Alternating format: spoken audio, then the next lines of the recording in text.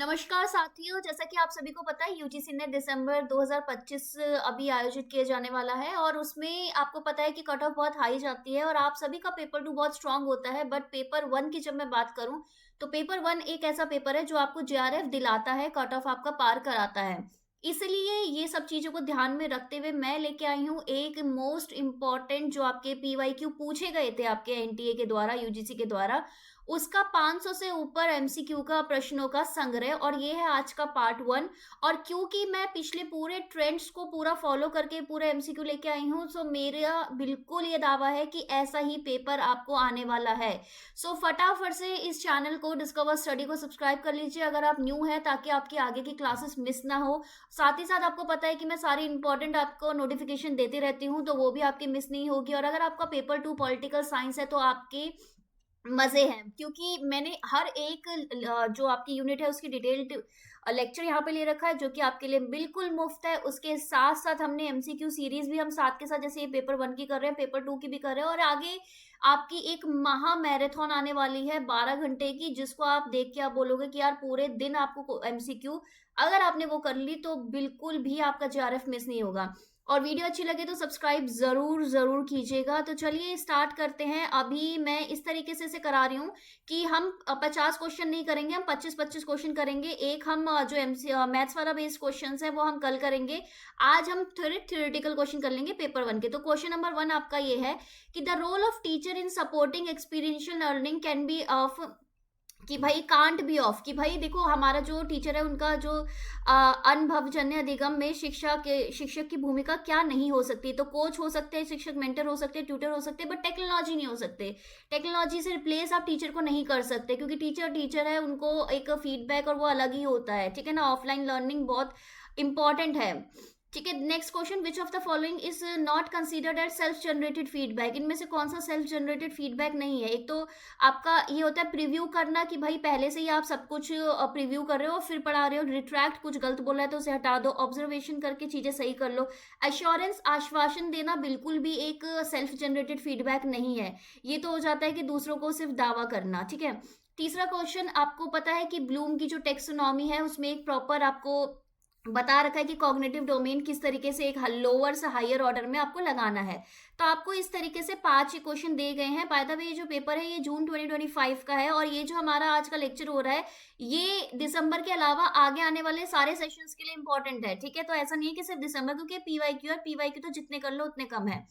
तो सबसे पहले आपको क्या करना होता है, आपको याद करना होता है कि अच्छा यार ये वाला कॉन्सेप्ट था, फिर उस कॉन्सेप्ट को आप समझते हो। जब आपको समझ में आता है तो उसको आप अप्लाई करते हो। अप्लाई करने के बाद आपकी कुछ एनालिसिस निकल के आती है, एंड लास्टली आपका इवैल्यूएशन होता है। सो इसका करेक्ट ऑर्डर होगा ई बी सी।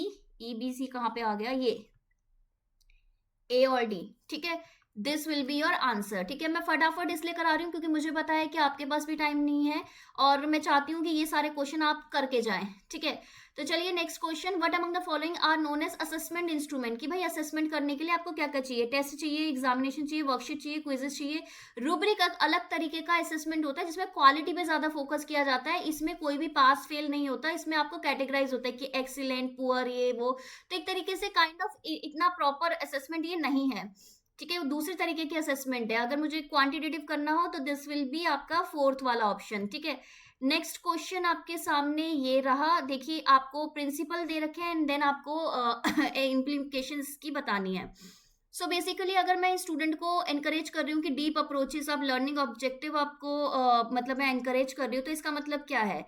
इसका मतलब ये है कि मैं जो मेरा प्रोग्राम है वो टास्क में इस तरीके से डिजाइन कर रही हूँ कि प्रोग्राम वाइड पर्सपेक्टिव है, तभी तो डीप लर्निंग आएगी आपको। ठीक है ना, अगर मैं बोल रही हूँ कि इन्वॉल्व हो रही हूँ पर्सनल स्टूडेंट में, पर्सनल इन्वेस्टमेंट कर रही हूँ कि उनके कोई भी कंसर्न हो, ये सारी चीजें, तो मैं ग्रेटर सेंस ऑफ ओनरशिप ले रही हूँ बाय स्टूडेंट्स। ठीक है ना, सो दैट्स द ओनरशिप। अगर मेरा डायलॉग बेस्ड फीडबैक है तो फीडबैक आपका असेसमेंट में दिखना चाहिए। अगर समेटिव और फॉर्मेटिव असेसमेंट है, लर्निंग ओरिएंटेड है, तो आप देखोगे कि मोटिवेशन बेस्ड है, कि तभी तक अगर समय अगर मेरा कोई फॉर्मेट असेसमेंट ये कर रही हूँ तो मोटिवेशन बेस्ड है ये। तो इसका आंसर आप लगा लीजिए, ये क्या होगा, 3।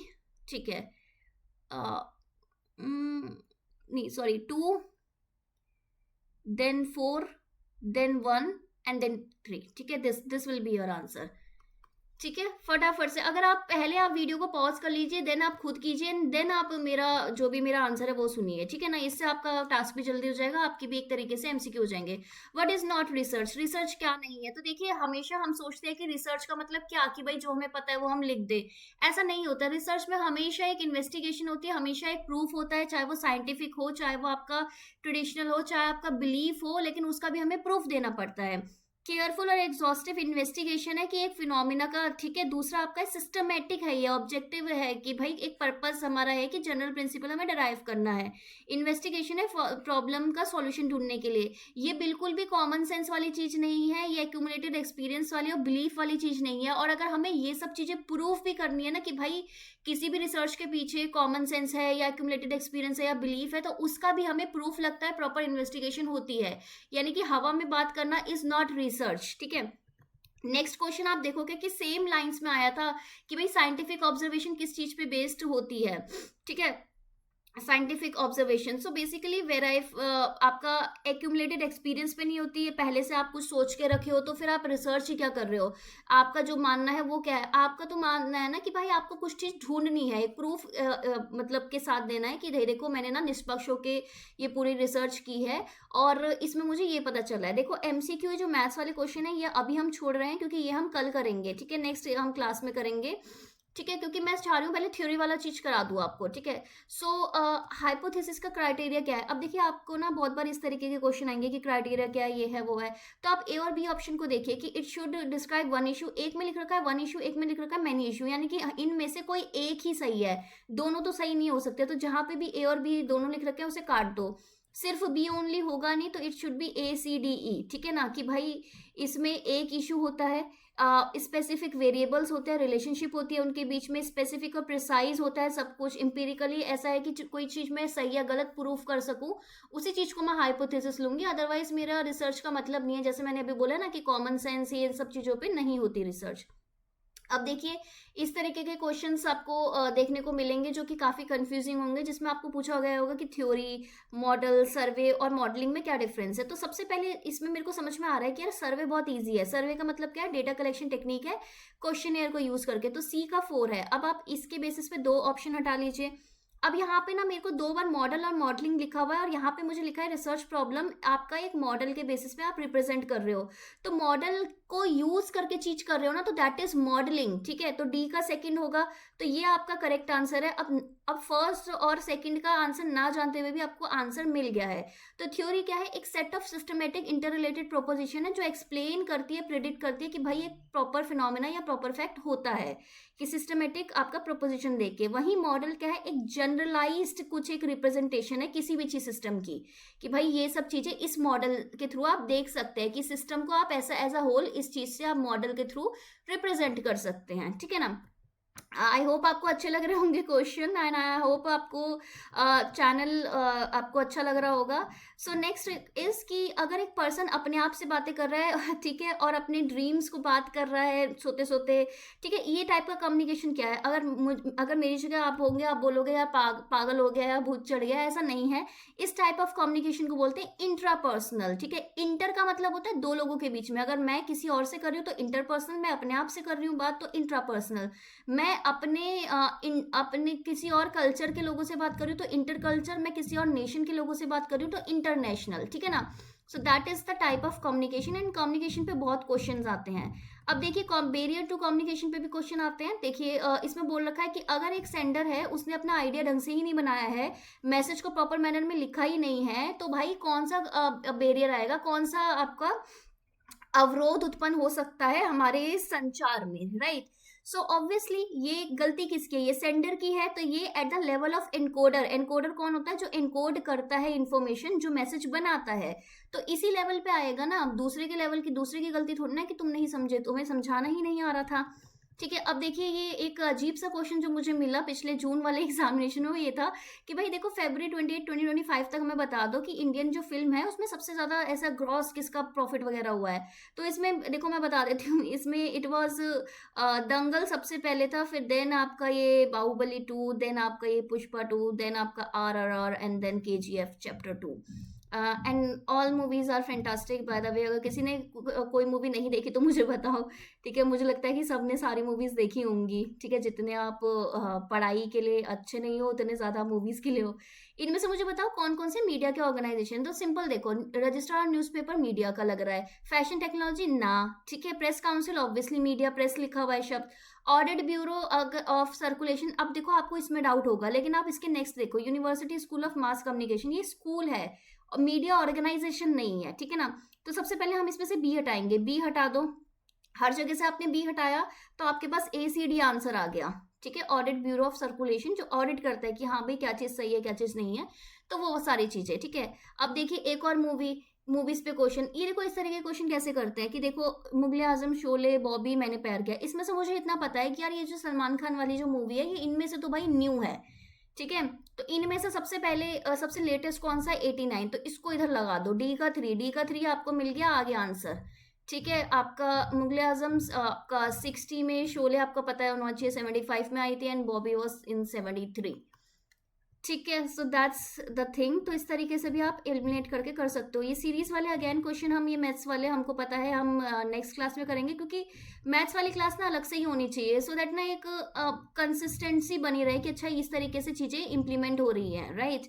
और आप मेरी ऐप भी डाउनलोड कर लेना, क्योंकि उसमें बहुत सारे फ्री टेस्ट है, और पेपर 1 के भी ना प्रॉपर मैंने टेस्ट सीरीज लगा रखी है, उसको देख लीजिएगा, बहुत अच्छी है, नीचे डिस्क्रिप्शन में लिंक है। अच्छा ये पॉलिसी कौन सी है मुझे बताइए, कि मैं I can expect that you would not find any moral issue in making abortion illegal, कि भाई मेरे को ऐसा लगता है कि इसमें कोई बुराई नहीं है कि अबॉर्शन को मैं इलीगल कर दूं। क्यों? क्योंकि ये आपकी सिंस आपकी एबिलिटी है कि आप सिंपैथी फील करते हो राइट्स ऑफ वुमेन के लिए, वो बहुत लिमिटेड है, तो इस तरीके से मतलब इस तरीके से तो मैं ये क्या कर रही हूँ, बेगिंग द क्वेश्चन चेंज कर रही हूँ, स्लिपरी स्लोप कर रही हूँ, मैं हिस्ट्री जनरलाइजेशन कर रही हूँ कि ठीक है मेरे को तो आपको तो कोई प्रॉब्लम नहीं होगी, या एड होमिनेम कर रही हूँ, मैं एड होमिनेम कर रही हूँ। ये टाइप की पॉलिसी क्या बोलती है कि आप सीधे सीधे क्वेश्चन करते हो या टारगेट करते हो दूसरा जो पर्सन है ना उसके कैरेक्टर को, कि मुझे तो नहीं लगता ना, मेरे को लगता है कि इसमें कोई मॉरल इशू नहीं होगा। भाई आपको कैसे लग सकता है, ठीक है। This is type of ad hominem, कि आप क्वेश्चन से डाइवर्ट होकर दूसरे पर्सन का कैरेक्टरिस्टिक्स या उनके कैरेक्टर या फिर उनका जो स्टैंड है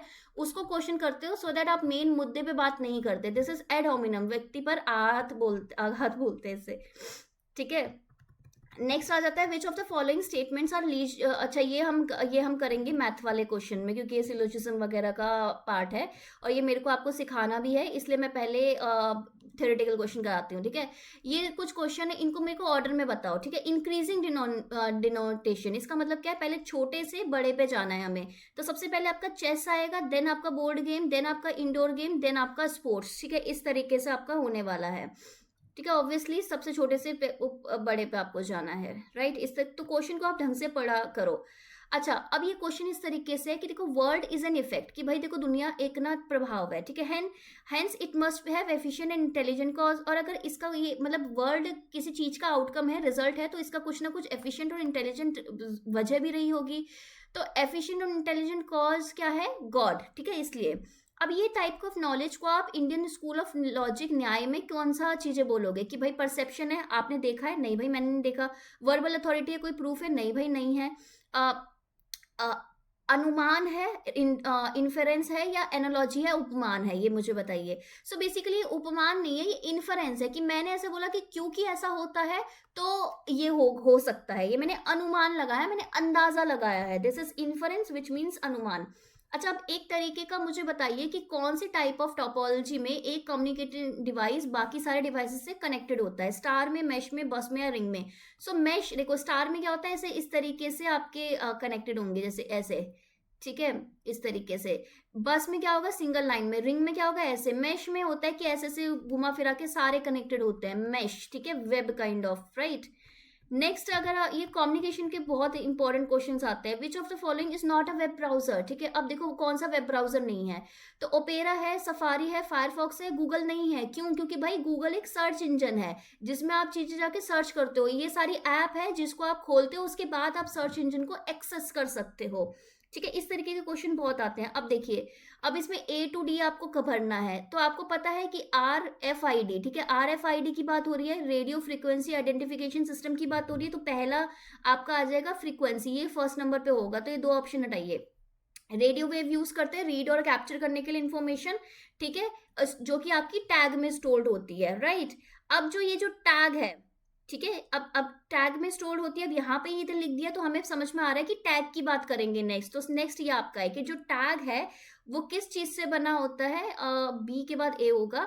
वो टैग बना होता है एक माइक्रोचिप से, ठीक है, और जिसमें आप डेटा स्टोर करते हो, ऑब्वियसली चिप में ही डेटा स्टोर करते हो, और एक एंटेना से, और एंटेना क्या करेगा, ट्रांसमिट करेगा डेटा, ठीक है। इस तरीके से आपको क्या कर रहा है, आपका टेक्निकल और आपकी जो कंप्यूटर वाली नॉलेज है उसे आपको चेक किया गया है, ठीक है, यूजिंग दीज थिंग्स, ठीक है। चलिए नेक्स्ट क्वेश्चन में ये भी बहुत इंपॉर्टेंट है, which of the following statement are correct, कौन सी करेक्ट स्टेटमेंट है। Worms can be hardware and software, नहीं भाई, वर्म्स हमेशा सॉफ्टवेयर होते हैं, तो पहले तो गलत है। Cookies are use to store browsing information, yes, cookie को ब्राउजिंग इन्फॉर्मेशन स्टोर करने के लिए यूज की जाती है, तभी हम कभी कभार एक्सेप्ट करते हैं, कभी कभार रिजेक्ट करते हैं, कभी कभार लिमिटेड कर देते हैं। ट्रोजन हॉर्स एंटीवायरस है, नहीं भाई वो वायरस है। HTTP की एक बेटर सिक्योरिटी है HTTPS से, नहीं भाई, एस का मतलब ही सिक्योर्ड होता है, ठीक है, इसका मतलब ही सिक्योर है, तो ये भी गलत है। तो इसका मतलब सैंडबॉक्स जो डिटेक्शन है, मालवेयर आइडेंटिफिकेशन मेथड है, यस, बी और सी इसका सही आंसर है। प्लीज इन सब चीजों को ध्यान में रखिएगा, क्योंकि ये ना एग्जामिनेशन में बार बार आ सकते हैं। एंड अगर वीडियो अच्छी लग रही है तो फटाफट से सब्सक्राइब जरूर कर लो यार, ठीक है। नेक्स्ट आपके पास क्वेश्चन आ गया ये, आपको मैच द फॉलोइंग करना है, MICR, OCR, OMR, barcode reader. So सबसे सिंपल ये है, देखो बारकोड रीडर आप सभी को पता है कि भाई जो चीज़ों में जो रिटर्न होता है, मतलब कस्टमर जब परचेज करते हैं आप, तो बारकोड रीडर से आप पेमेंट करते हो, ठीक है ना, ये सारा रीड करने के बाद। OMR आपको पता है, ऑप्टिकल मार्क्स रिकॉग्निशन, ठीक है, ये मार्क्स जो रिटर्न है उसको यूज करने में, मतलब रीड करने के लिए यूज होता है।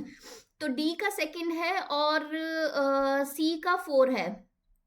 तो इस तरीके से आपका आंसर तो आ गया, बट मैं आपको बताती हूँ, मैग्नेटिक इंक कैरेक्टर रिकॉग्निशन जो होता है, ये चेक को रीड करने के लिए यूज होता है। एंड आपका ये जो OCR होता है, ये जो ऑप्टिकल आपका कैरेक्टर रिकॉग्निशन, ये आपकी नंबर प्लेट को रीड करने के लिए यूज होता है, ठीक है ना। मैंने फुल फॉर्म भी बताइए, क्योंकि कभी कभार आपसे फुल फॉर्म भी पूछ ली जाती है, तो प्लीज इन सब चीजों पर ध्यान दीजिए। नेक्स्ट मुझे बताइए, करेक्ट सीक्वेंस बताइए कि भाई इनमें पूछ रखा है कि देखो जैसे ब्लू बेबी डिजीज होती है, मेथलोग्लोबिनेमिया हो जाता है ह्यूमन इन्फेंट्स को, यानी कि बच्चों को। इन्फेंट्स क्या होते हैं, बच्चे ऑब्वियसली, ठीक है। सो वो कैसे होता है, पूरी प्रोसेस बताइए। सो सबसे पहले तो ये होता है कि सबसे पहले तो नाइट्रेट पॉल्यूशन वाला पानी पी लेते हैं, ठीक है, जो नाइट्रेट होता है जिसको आप NO3 बोलते हो, ठीक है, ये देन आपका कन्वर्ट हो जाता है नाइट्रेट इनटू नाइट्राइट, ठीक है, NO2- इसमें कन्वर्ट हो जाता है, ठीक है, दूसरी प्रोसेस ये होती है। तो CA आंसर तो इसका निकल गया। फिर क्या होता है, ये नाइट्राइट ना आपके ना ये जो हेमोग्लोबिन में आपका जो आयरन है, वो उसको Fe2 से करके Fe3 बना देते हैं, Fe2O3 इस तरीके से, या फिर Fe3 इस तरीके से बना देते हैं, जिससे आपका क्या हो जाता है, जो हेमोग्लोबिन है वो एबनॉर्मल हो जाता है, इसलिए आपको मेथमोग्लोबिन वाली डिजीज हो जाती है, जिसको आप ब्लू बेबी डिजीज बोलते हो, ठीक है। ये पूरा प्रोसेस है, इसे ध्यान रखना। नेक्स्ट देखो, आप सभी को पता है एयर पोल्यूशन कितना ज्यादा है, तो उसके लिए इलेक्ट्रोस्टैटिक प्रेसिपिटेटर यूज करते हैं, थर्मल पावर प्लांट में भी आपका यूज होता है। ये क्या चीज रिमूव करता है, ठीक है, क्या चीज रिमूव करता है, polycyclic aromatic hydrocarbon, gaseous pollutants, fly ash या वॉलेटाइल ऑर्गेनिक कंपाउंड्स। ये फ्लाई ऐश हटाता है, ठीक है, ये लगाना कंपलसरी कर दिया है कुछ कुछ चीजें ना, तो ये उन सब चीजों में आता है। अब एक आपको ऐसा क्वेश्चन आ रखा है कि डिजीज की किस चीज से बीमारी होती है और क्या उसके एग्जाम्पल है, जैसे कि सबसे पहले इसमें इजी देख लो, सस्पेंडेड सॉलिड, तो ये आपका फाइन पार्टिकल्स ऑफ क्ले है, क्योंकि क्ले में आपने देखा होगा, क्ले को अगर आप रखोगे उसके नीचे पानी नहीं जाता, क्योंकि क्या है, वो सॉलिड है बट सस्पेंडेड है, फाइन पार्टिकल्स। तो डी का आपका फर्स्ट है, इससे आपका आंसर तो आ गया है। अब इसके बाद प्लांट का न्यूट्रिएंट क्या है, फॉस्फोरस। फॉस्फोरस डेफिनेटली एक फर्टिलाइजर की तरह ये काम करता है, तो ये है। ऑक्सीजन कंज्यूमिंग जो वेस्ट है वो आपका क्या है, वो एनिमल और plant in different different habitats. और आपकी डिजीज कॉजिंग एजेंट क्या है, कॉलीफॉर्म बैक्टीरिया, जिससे बहुत सारी बीमारी हो जाती है। पेपर 1 मुझे पता है आपको डिफिकल्ट लगता है, बट हम इस तरीके से अगर करते रहेंगे तो बहुत इजी लगेगा। अच्छा, अब कुछ टर्मिनोलॉजीज दे रखी है कि भाई ओजोनेशन, एरेशन, फ्लोकेशन और स्क्रीनिंग क्या होती है। स्क्रीनिंग सबसे सिंपल है, अगर दाल है, दाल को आप साफ करते हो, उसमें से पत्थर निकालते हो, तो वो क्या बोलते हैं, उसको स्क्रीनिंग ही बोलोगे आप, रिमूवल ऑफ लार्ज सॉलिड्स। तो डी का आंसर 2 है। देखिए क्वेश्चन मुश्किल लग रहा है, बट इजीली अगर एक हो जा रहा है तो आंसर आ जा रहा है, ये ध्यान दीजिए। फ्लॉकुलेशन का मतलब क्या होता है, स्मॉल पार्टिकल्स हैं जो इकट्ठे हो रखे हैं, दैट इज फ्लॉकुलेशन, ठीक है। एरेशन का मतलब क्या है कि एक्सेस आपका जो आयरन और मैंगनीज है ना वो निकालना, उसको एरेशन बोलते हैं। ओजोनेशन का मतलब क्या होता है, डिसइंफेक्टेंट में ये यूज होता है। ठीक है, ये सारी चीजें, ये सारी प्रोसेसेस हैं जो वाटर ट्रीटमेंट में यूज होती है, राइट। बट अगर आपको दिक्कत आ रही है तो इसमें देख लीजिए, हम थोड़े से पता चल जा रहा था।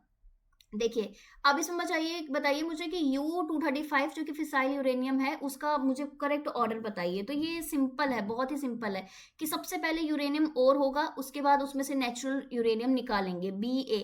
उसके बाद उसको रिएक्टर ग्रेड वो बनाएंगे, ठीक है, फिर D, एंड देन आपका वेपन ग्रेड बनता है। तो सबसे पहले रिएक्टर बनेगा, देन वेपन। वेपन में हाई क्वालिटी चाहिए होता है, ये चीज़ आप ध्यान में रखिएगा।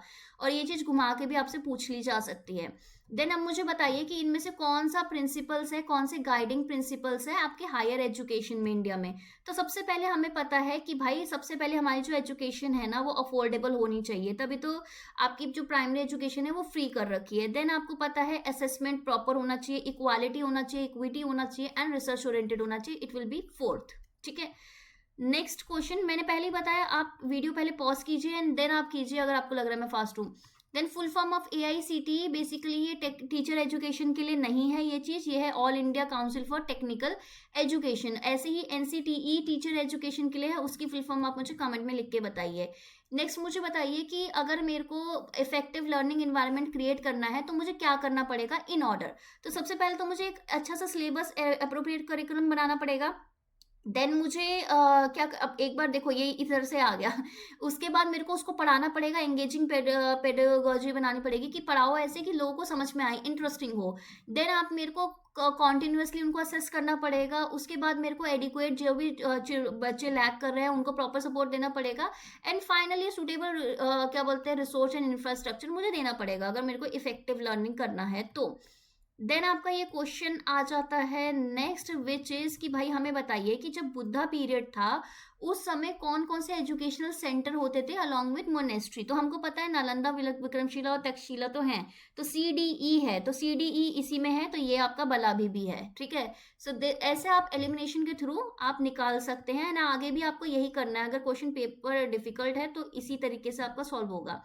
देखिए, अब आपके पास स्कूल्स दे रखे हैं, जैसे कि आपका ऑथर दे रखे हैं, जैसे शंकरा रामानुजा, विद्यापीठ और भास्कर, एंड उनका एरिया कि वेदांत सूत्र के बारे में लिखते थे, algebra, astronomy, dialect of Bihar या फिर वेदांता सूत्र। सो हमको पता है कि सबसे पहले अगर मैं भास्कर की बात करूँ तो एल्जेब्रा एंड एस्ट्रोनॉमी, भाई ये बहुत कॉमन है। ठीक है, algebra and Bhaskar, this is very common. तो डी का सेकंड है, तो ये दो मैं हटा देती हूँ। ठीक है, अगर मैं क्या बोलते हैं रामानुज की बात करूँ तो दिस विल बी वेदांत सूत्र, तो बी का फर्स्ट है।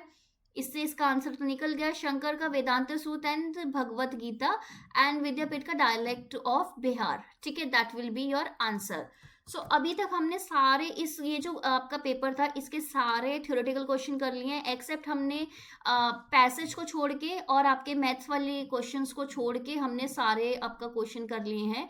सो अगर आपको वीडियो पसंद आया ना तो मुझे बताना, क्योंकि अगर आप मेरे को कमेंट करके बताएंगे, हम नेक्स्ट क्लास और भी बड़ी रखेंगे एंड सारी चीज़ें मैं आपको बताते रहूँगी। वीडियो को लाइक ज़रूर कीजिए क्योंकि फर्स्ट पार्ट है ये, अब नेक्स्ट सब्सिक्वेंट पार्ट आपको मिलते रहेगा। चैनल सब्सक्राइब कीजिए, बट मुझे कमेंट में ज़रूर बताना अगर आपको अच्छी लगेगी, तभी ये कंटिन्यू होगी। चलिए bye bye, take care, have a nice day.